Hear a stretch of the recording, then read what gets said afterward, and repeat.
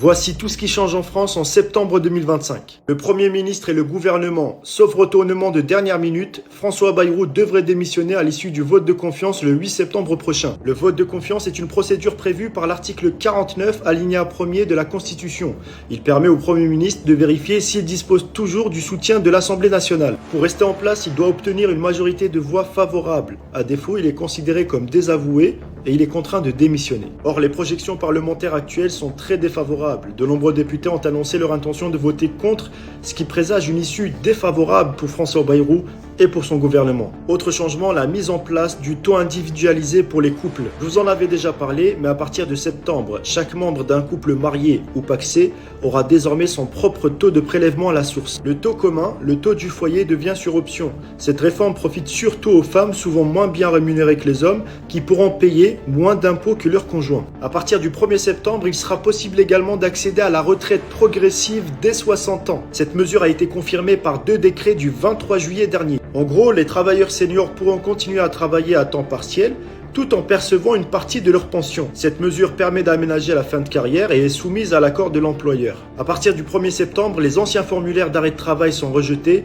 et seuls les nouveaux documents sécurisés sont acceptés. Une période de tolérance a été observée durant l'été, mais à partir du 1er septembre 2025, tous les anciens formulaires non sécurisés d'arrêt de travail seront systématiquement rejetés. Tous les nouveaux diagnostics de performance énergétique doivent comporter un QR code. Ce code renvoie à la fiche officielle du bien sur le site de l'ADEME et permet de vérifier le diagnostiqueur, la date et les données techniques. En fait, cette mesure vise à éviter les documents tronqués ou falsifiés. Évolution du complément de libre choix du mode de garde, le CMG. À partir du 1er septembre, les parents isolés pourront toucher le CMG jusqu'aux 12 ans de l'enfant. Cette mesure s'applique uniquement aux parents employant directement une assistante. Il y a plusieurs enjeux derrière les passeports biométriques. D'abord, le contrôle des déplacements de la population et ensuite, le fait de recueillir et avoir accès à des données très confidentielles. On parle surtout du côté reconnaissance que permet le passeport biométrique, mais il y a beaucoup d'autres informations qu'il renferme. Le passeport biométrique recueille les empreintes digitales. Et quand on parle des empreintes digitales, on parle surtout du côté reconnaître l'identité de quelqu'un. Mais elle donne aussi beaucoup d'autres informations. De ce que j'ai trouvé, rien qu'avec une empreinte digitale, on peut savoir le sexe, l'âge, l'état de santé, les troubles psychiques ou encore les maladies génétiques. Et évidemment ça, ils ne le disent pas. Ce qui est très important à retenir, c'est que les passeports biométriques portent bien leur nom.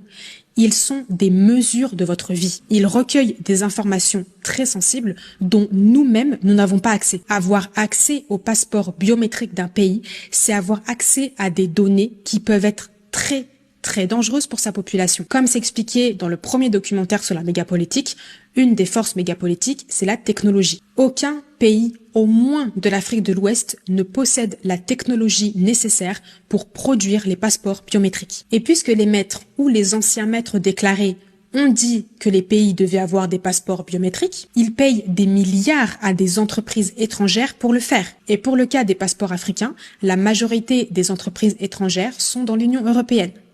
Je suis dépitée. Là, il ne s'agit plus du nom, du prénom, de la date de naissance de quelqu'un. Il s'agit de données privées très sensibles. Et toutes les données de la population africaine est externalisées et confiées à des entreprises étrangères. Niveau de souveraineté, 0.